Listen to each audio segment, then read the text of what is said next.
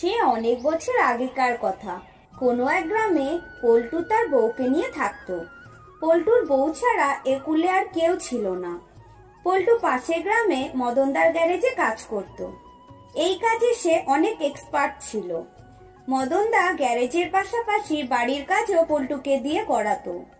এর জন্য মদনদা পল্টুকে খুব ভালোবাসতো। পল্টু, আমি তোকে কিছু টাকা দিচ্ছি বাবা।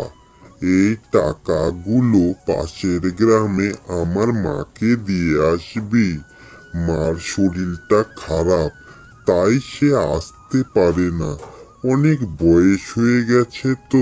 ঠিক আছে মদনদা, আপনি দিন, আমি এখনই টাকাগুলো দিয়ে আসছি। এই বলে সে রওনা দিল।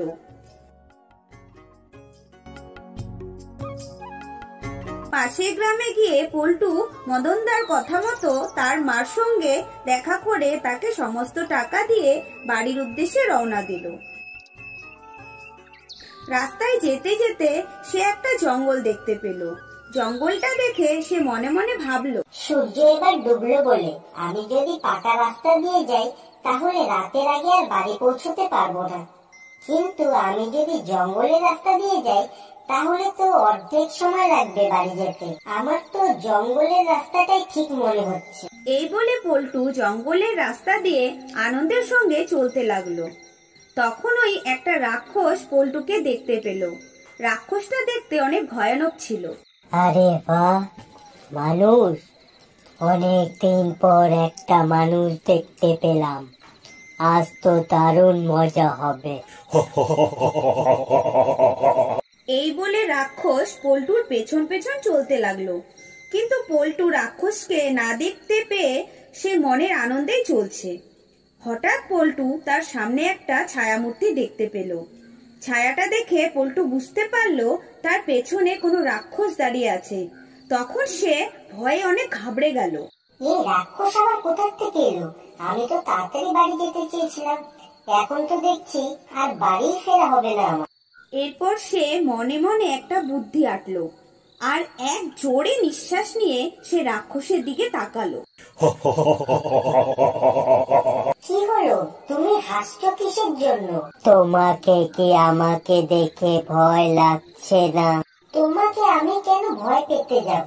কারণ আমি হলাম রাক্ষস। তুমি যদি রাক্ষস হও, আমিও তো রাক্ষসী। কিন্তু তোমাকে দেখতে তো রাক্ষসের মতন মনে হচ্ছে না। আমার আবার রাক্ষসের মতন থাকতে একদমই ভালো লাগে না, তাই আমি সবসময় মানুষের মতনই থাকি।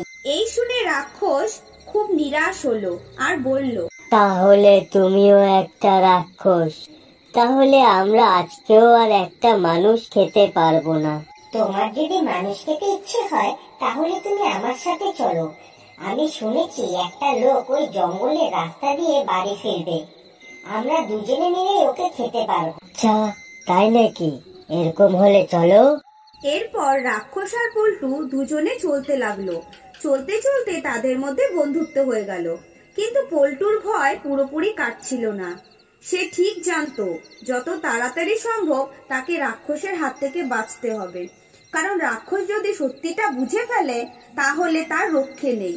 এসব ভাবতে ভাবতে সে মনে একটা ফন্দি আঁটলো আর রাক্ষসকে বলল, আচ্ছা বন্ধু, তুমি তো এত শক্তিশালী, তোমার তো কাউকে ভয় পাওয়া উচিত না।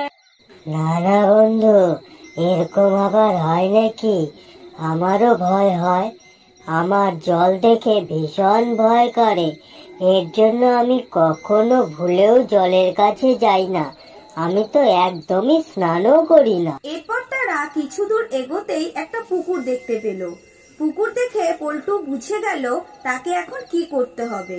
সে তখন রাক্ষসকে বলল, বন্ধু, ওই লোকটা পুকুর পাড়েই আছে, এসো আমরা পুকুরটা পার করে নিই। না না বন্ধু, আমি তোমাকে বলেছিলাম না আমি জলকে খুব ভয় পাই। আমি ওই পুকুর পার করতে পারবো না বন্ধু। তাহলে বন্ধু তুমি আমার জন্য এখানেই অপেক্ষা করো। আমি পুকুরের ওই পারে গিয়ে লোকটাকে আমার সঙ্গে করেই নিয়ে আসি। এই বলে পল্টু জলে নেমে পড়ল আর সাঁতরে ওই পারে পৌঁছে গেল। ওই পারে পৌঁছে যাওয়ার পর পল্টু রাক্ষসকে বলল, আরে রাক্ষস, মানুষ খাওয়ার কথা এবার তুমি ভুলেই যাও। কেন, কি হলো বন্ধু? কিসের বন্ধু? আমি কোনো রাক্ষস নই, আমি তো মানুষ। আমি আজকে জানতে পারলাম রাক্ষসদের মধ্যেও আবার বোকা রাক্ষস বলে কিছু হয়। এই বলে পল্টু মনের আনন্দে বাড়ির দিকে রওনা দিল।